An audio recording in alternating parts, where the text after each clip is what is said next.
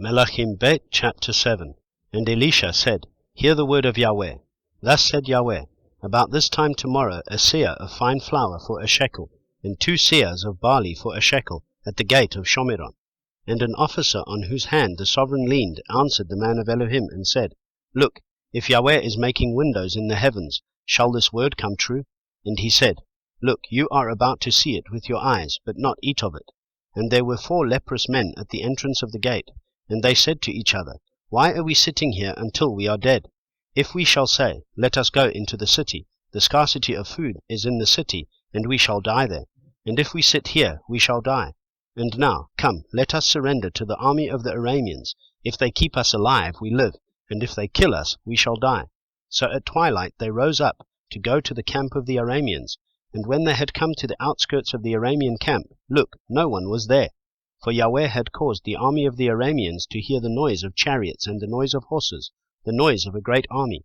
And they said to each other, Look, the sovereign of Israel has hired against us the sovereigns of the Hittites and the sovereigns of the Ministries to come against us.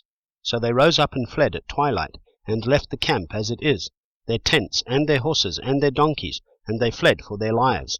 And when these lepers came to the outskirts of the camp, they went into one tent and ate and drank, and took from there silver and gold and garments, and went and hid them.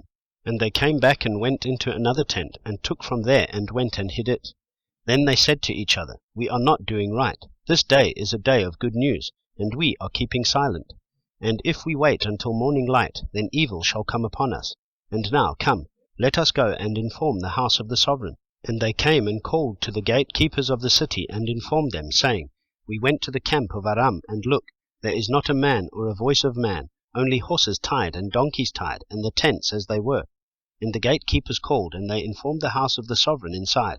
So the sovereign rose up in the night, and said to his servants, Let me now inform you what the Arameans have done to us. They know that we are starving. So they have gone out of the camp to hide themselves in the field, saying, When they come out of the city, we shall catch them alive and enter into the city. And one of his servants answered and said, Please, let some take 5 of the horses that are left in the city. Look, they are like the entire crowd of Israel that are left in it.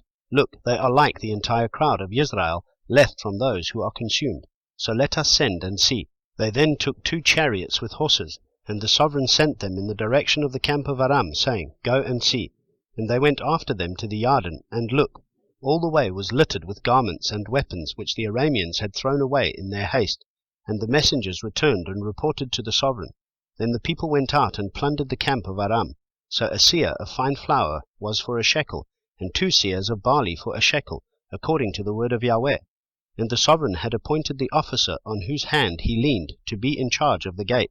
But the people trampled him in the gate, and he died, as the man of Elohim had said, who spoke when the sovereign came down to him. And it came to be, as the man of Elohim had spoken to the sovereign, saying, 2 seahs of barley for a shekel, and a seah of fine flour for a shekel at this time tomorrow in the gate of Shomeron. That officer answered the man of Elohim and said, Now look, if Yahweh is making windows in the heavens, is it according to this word? And he said, Look, you are about to see it with your eyes, but not eat of it. And so it came to be for him, for the people trampled him in the gate, and he died.